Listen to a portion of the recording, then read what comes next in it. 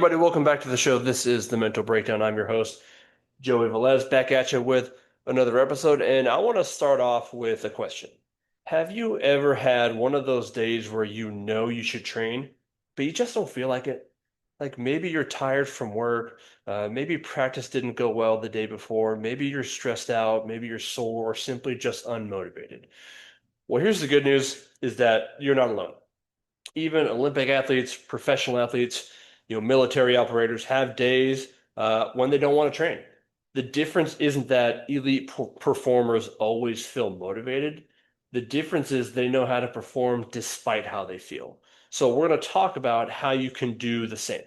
Right? So step one is accepting that motivation is going to fluctuate. One of the biggest mistakes people make is believing they should always feel motivated. The reality is that motivation is temporary. Some days are high, some days it's almost non-existent. If you wait until you feel like training, you'll eventually miss enough sessions that progress stops or slows down. So instead of asking yourself, like, do I feel like training today? Ask yourself, what kind of athlete do I want to become? That shift moves your focus from emotion to identity. The second step is to stop negotiating with yourself. So, have you ever noticed how quickly your brain comes up with excuses? I'll train tomorrow. One day won't matter. I'm just too tired today. Sometimes those thoughts are legitimate.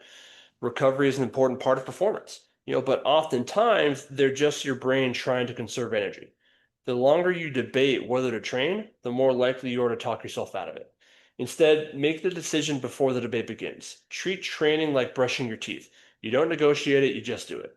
Step three, make starting easy.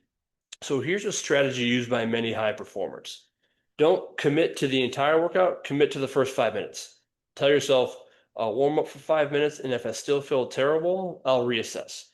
More often than not, once you start moving, your energy improves. Action creates motivation far more often than motivation creates action. Step four is adjust, don't quit. Not every workout has to be your best workout. If you're mentally or physically drained, it's okay to modify your training.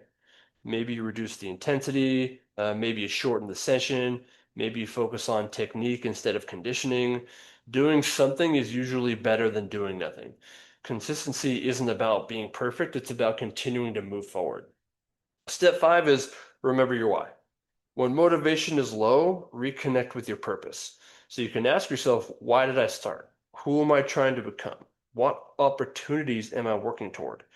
Your why won't magically make the workout easy, but it can remind you why the discomfort is worth it. Every training session is an investment in your future self. So there's one important decision to make. Not feeling like training is different from your body telling you it needs recovery. Mental fatigue and physical overtraining aren't the same thing. Learning to listen to your body is part of becoming a mature athlete. Sometimes the smartest decision is to push through. Other times the smartest decision is to recover so you can perform better tomorrow. Knowing the difference is a skill. So, the athletes who achieve long-term success aren't the ones who love every workout. They're the ones who continue showing up even when the excitement fades. So, you don't have to feel motivated to take action. You only have to be willing to start. Because every time you choose action over excuses, you're strengthening more than your body. You're strengthening your character, your confidence, and in your identity as an athlete. So something to think about for today is the next time you don't feel like training, don't ask, do I really want to? Ask, what's one small action I can take right now? Maybe it's putting on your shoes. Maybe it's walking into the gym. Maybe it's starting your warm up. Oftentimes, that's all it takes. So remember, your feelings will come and go, but your habits shape who you become. Keep showing up and see what happens after that.